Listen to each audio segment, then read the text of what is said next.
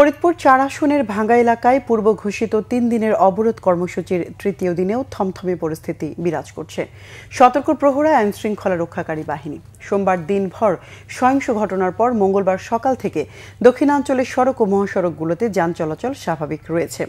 সকালে ভাঙ্গা ইন্টারসেকশন এলাকায় আইন শৃঙ্খলা রক্ষাকারী বাহিনীর ব্যাপক উপস্থিতি লক্ষ্য করা গেছে। তবে আন্দোলনকারীরা যাতে আবারও সহিংসতায় জড়াতে না পারে সেজন্য সর্বোচ্চ সতর্ক অবস্থানে রয়েছে প্রশাসন।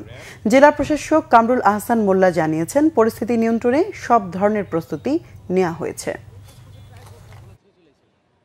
যান চলাচল স্বাভাবিক আছে, আর আমরা যান চলাচল স্বাভাবিক রাখার স্বার্থে যা যা করা দরকার তাই করব।